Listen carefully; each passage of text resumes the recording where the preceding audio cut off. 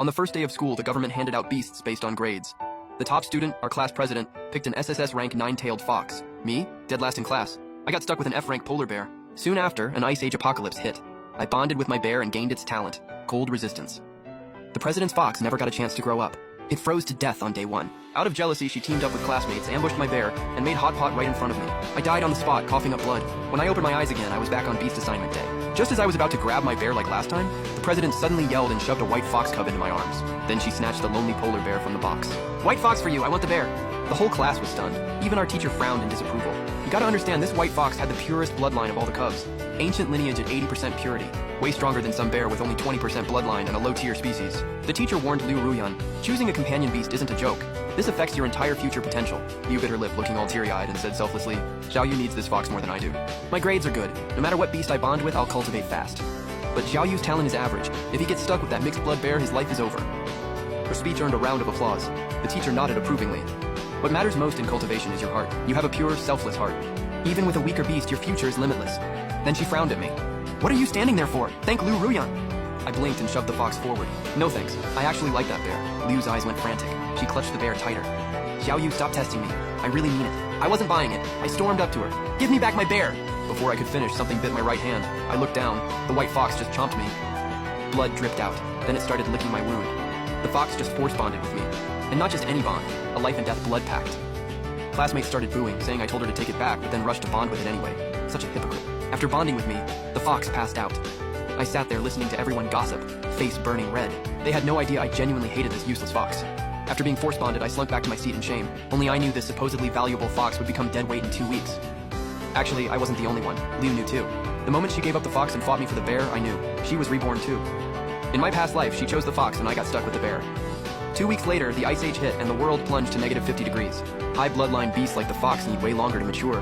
When the apocalypse came, it was still a baby that could only drink milk, and it froze to death that same day.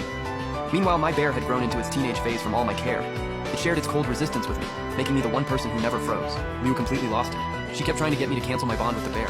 She wanted it as her companion beast, but it refused her every time. After being rejected over and over, she flew into a rage and told people eating bear meat would give them cold resistance too. During one supply run, she rallied others to kill me and my bear. We became their rations. I stared at the bear, troubled. In my last life, we were so close. This time, she stole it from me, losing the cold resistance ability. Whatever. I just felt bad thinking the bear might go hungry and cold with her. But then the bear looked right back at me. When our eyes met, the toy-sized cub blinked at me twice. Not once, not 3 times, twice. Blinking twice was our secret signal from my past life. It meant, don't worry. That's how it told me. It was reborn too. Realizing this, I shot Liu a look that said, good luck with that. Just because the bear looks gentle doesn't mean it's actually docile. That bear? Total wolf in sheep's clothing. As I was exchanging glances with the bear, something warm suddenly nuzzled me. I looked down. Turns out my pretty but useless fox had woken up. I'm not useless. And you, human, stop staring at that ugly white furball. I poked it with my other hand. Wait, you can talk? The fox huffed proudly and rolled over lazily in my arms. I figured I shouldn't call it White Fox. I should call it Your Majesty. My name is Lin Wan. You can call me Queen if you want, human. I tapped its head. Kid, who taught you to be this cringy? Up front, the teacher was explaining contract formations. Most contract beasts are naturally prideful, so humans usually initiate the bond. I froze. If I hadn't seen it with my own eyes, who'd believe a noble white fox force bonded with me? Lin Wan, why'd you force bond with me? Because that woman smells disgusting.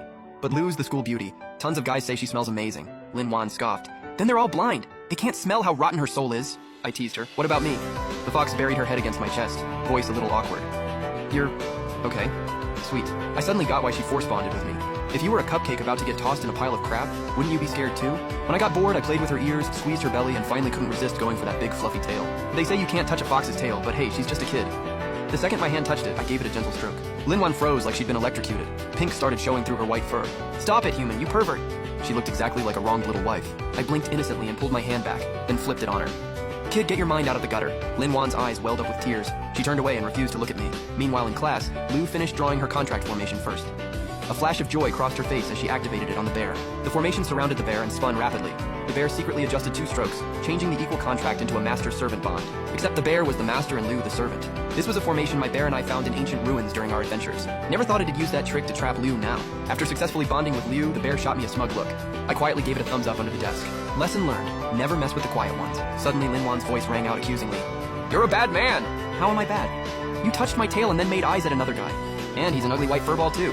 Lin Wan got more upset as she talked. I sighed quietly. You're just a jealous little princess. Once everyone finished bonding, the teacher handed out cultivation resources to each student. I kept one spirit stone for myself and fed the other 19 to Lin Wan as snacks. She crunched through all 19 like potato chips before we even left the classroom. Classmates stared at me in disbelief. Xiao Yu's lost it. He gave the fox a whole week's worth of resources. Was he even listening? Beasts grow slowly. You can't rush their development. Those stones are mainly for your cultivation, not theirs. That fox lucked into the wrong person. Even the teacher frowned. Students, pay attention. Monthly resources are limited. If you waste them, the school won't give you more. I obediently replied, yes, teacher, I understand. Honestly, in my past life, I was generous with my bear. Most students split resources 4-1 with their beasts, but I always split things 50-50 with my bear because I believe partners should be equals. Still, I was never this generous, not even with my bear. My classmates thought I'd lost my mind. Honestly, I was starting to think so too. Then I remembered. Lin Wan and I are bound by a blood pact. We literally live and die together. If she freezes to death on day 1 like in my past life, I'm dead too. So yeah, this little ancestor's life, more important than anything. For the rest of class, students trained on their own. I carried the fox out, and as I passed Liu, she blocked my path halfway, whispering, I know you were reborn too. This time I bonded with the bear. The cold resistance is mine now. I smirked. Well then, you better stay alive. Liu's eyes gleamed with triumph. With the bear, of course I'll survive. As for you two useless things, just wait to die on day 1 of the apocalypse. Lin Wan lazily glanced at her, lifted her butt, and let out a nasty echoing fart right in Liu's face. Liu's composure shattered instantly. She screamed and stumbled back several steps. Fang Xiaoyu, what's wrong with you? Get that stinky fox away from me! I laughed and walked away with my fox. Keeping up with her appetite was like a bottomless pit. Where was I supposed to get more spirit stones? As I absent-mindedly tugged at Lin Wan's fur, I suddenly remembered a small spirit vein exposed by the media before the apocalypse in my past life. According to the timeline, no one should have discovered it yet. I grabbed Lin Wan and rushed over by car. When I arrived, I saw Liu had beaten me there. She was from a wealthy family with connections I could never match. I stood at the edge of the vein, helplessly watching her crew mine it. Lin Wan nestled in my arms, staring at the glowing spirit stones being dug up one after another. She swallowed hard. I covered her eyes. Don't look, kid. The quality here sucks. Let's go beg somewhere else. Carrying the fox, I kept looking back every few steps. Just as we were about to leave, a sudden shock hit my mind.